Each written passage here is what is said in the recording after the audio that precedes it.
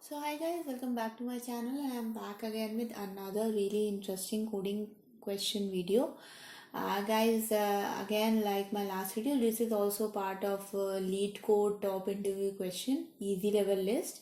And this is also part of the dynamic programming questions, and today we are going to solve it right here in this video. So guys, you already know that I do a lot of coding and programming related content, and if you like my content and you want to learn something with me, then please do subscribe to my channel, hit the bell icon for future notifications, and please give this video a big thumbs up and share it with your friends as well. And apart from that guys, if you have any questions, comments, suggestions, feedback, anything you want to say to me, please put them in the comment section below. I would be happy to address them sooner or later, but definitely. Now without delaying this video any further, let's get started.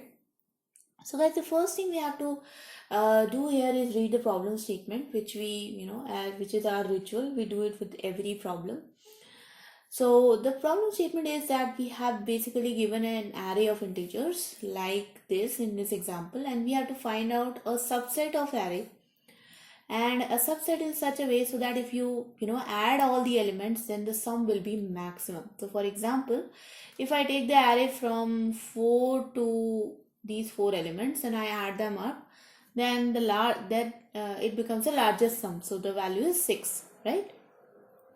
So what we have to do is we have to actually find out the subset which has the maximum sum, and we have to return that sum value. So here the output will be 6, which is the maximum sum. Similarly, if there is only one number, then the output will be 1. If there are all positive numbers, then definitely the output will be adding all the positive numbers. But in this case, the output is we just add all the numbers and the output is 23. Okay, so it's pretty straightforward guys, and the constraints are that the length is from 1 to 3 into 10 to the power 4, and the numbers range from minus 10 to the power 5 to plus 10 to the power 5. So basically guys, we are going to solve it with order of n approach, and there is another solution with divide and conquer approach, but we are not going to do that. We are going to use order of n approach, and divide and conquer approach we will use in some other video. I found that approach more complicated, and I thought that order of n approach or dynamic programming approach was actually just much more understandable to me. So that's why I'm going to use that in the solution. So that was all about the problem statement guys. Let's dive into the problem solution now, and let's do some code. So first of all guys, we have to initialize our result variable. So let's initialize the result variable as max val, okay, which is like max sum. And what we are going to do, let's suppose if the array is having only one element, okay, because the length of the array is from 1 to 3 into 10 to the power 4. So let's initialize it to our first element. So let's suppose if we have only one element, then the maximum sum will be nums of 0. And as we are going to solve it using dynamic programming, definitely we should initialize a DP array as well. So new integer, and the length will be definitely nums dot length. Okay. So dp0 will also be initialized with nums0. So what we are going to do guys, we are going to iterate towards the length of this array, and we are going to keep on updating our dp value with the sum of the next element. Okay, so we are going to just keep on summing up the values in dp array, and let's see how we are going to do that. Definitely there is going to be some condition. So now we are going to start from I equals to 1, because 0th element we already have taken care of, nums dot length and I plus plus. Okay, so so definitely the ith value of the dp array will be the sum of the I minus 1th element and the ith element, right? Because what we are going to do, we are going to take this element and we are going to sum this 1 with minus 2, right? But that is one thing that you can take, but the thing is that is it the maximum sum which we have encountered till the ith element. So every DP array, every ith element in the DP array will contain the maximum sum it has encountered until the ith element. So for example, if I am at one position, okay, so I am at the start of this loop, at that point of time I will add this ith number with my I minus 1th DP value. So ith number with I minus 1th DP value, and I will see what is the sum.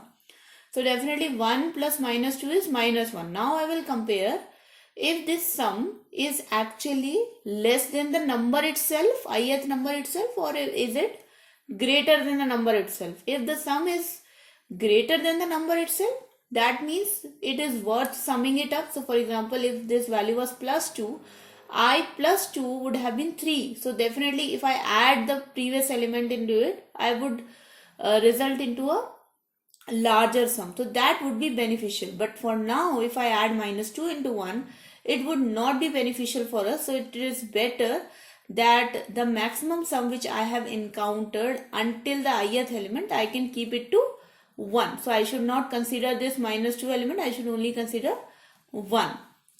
So that is going to the condition, guys. So we just going to have math.max. So if adding the previous sum is greater, then good enough, assign that to the ith DP value. If adding the sum is lesser than the number itself, then better to start our new sum or new subset of the array from that number. So we will just assign that number to ith DP value. And at the same time, guys, we will continue to compare this maximum sum with the DP value, because otherwise we don't want to iterate the whole dynamic programming array again. So maximum sum less than DPI. So if the maximum sum is lesser than the DPI, then simply just assign DPI to maximum sum. And finally, guys, what we will return? We will just return the maximum value. Now let's run this code, guys, and let's see if this actually works for us or not. Okay, so this is a common problem with me, guys, that I often get into compilation errors. So I hope you guys are fine with that, but we fixed it, and let's hope we don't get any more. And no, we didn't. And you can see, guys, that the expected answer matches my answer. Now in general scenario, guys, always use this custom test case and try out all these test cases which are given to you. So I will just copy and try out this one more so that you are just sure that your answer is going to work out. And you can see that this answer also matches. And always try all these test cases in your custom page and then in your custom block, and then submit it.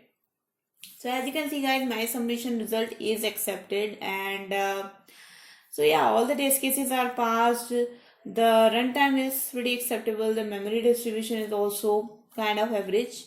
But yes, guys, this actually works for us. And that was the video, guys. It's a very short video for a kind of a simple problem. But I hope you guys learned something from this problem and your coding practice became a little bit better. And again, I request you guys to please do subscribe to my channel, hit the bell icon for further notifications, give this thumbs up and share it with your friends. And I put out videos here every day from Monday to Friday. And thank you so much, guys. If you have any questions for coding or programming, any feedback for me, please put them in the comment section below. And I will see you guys next time. Thank you so much. Bye bye.